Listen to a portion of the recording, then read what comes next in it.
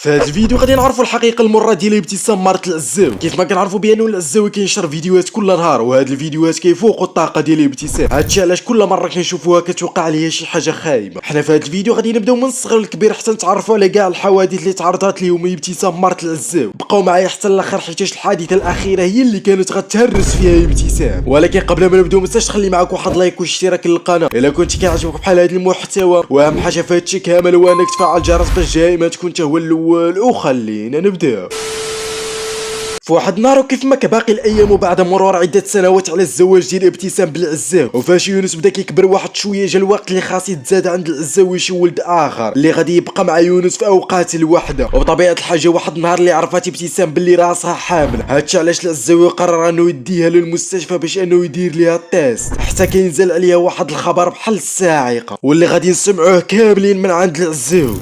حتى جلسنا انا في الطوموبيل عاد قدرت انها تقول لي داكشي اللي صراحه اثر فيا بزاف من جوج ديال الحوايج. من الحاجه الاولى اننا فرحنا كاملين، تكونوا عرفتوا علاش كنهضر دابا. انا ما فهمتش اصلا داكشي اللي فسرت الطبيبه بابتسام، انا ما فهمتوش دابا، باقي ما شرحاتوش ليا داكشي. قلت لها غنريكوردي حيت كما قلت لكم غنشاركوا معكم اي حاجه.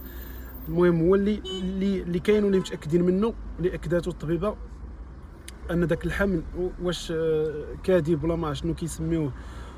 المهم ما حاملاش ابتسام، ما حاملاش. دابا نساو عليا هادشي وجيت تشوف هاد الكارثه اللي وقعت. كيف ما كنعرفوا بانه العزاوي عنده مستنقع كبير حدا الدار، والمشكله انه كان عنده واحد الكلب اللي سميتو روكي واللي ما كيخلي حتى بلاصه. وفاش شو الدار اللي قرر انه يمشي باش يقلب عليه هو وابتسام، حتى غادي تصدم من داك المنظر اللي غتشوف.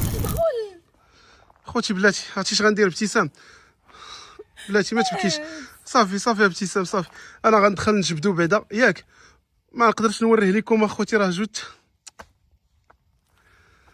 واو شوفوا راه هو كاين ديك الجي بلاتي. انا ما نقدرش نوريكم هنا شنو كاين الهي. ها هو هادي بيركه دابا دخل واقيلا هو هنا ناري كنبكي. دخل لهنايا، واش بغى يشرب ولا شي حاجه غرق.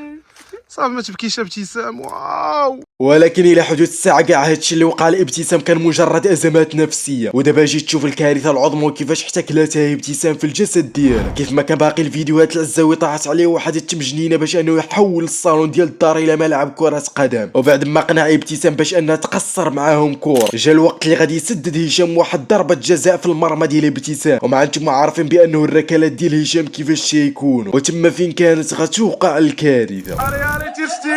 يلا سير سير سير سير سير سير سير سير سير سير سير سير. وحتى لهنا غادي نكون وصلنا للنهايه ديال هذا الفيديو، وما تنساش انك تعطينا الراي ديالك في هذا الشيء، وتتهلاو ونتلاقاو في حلقه جديده.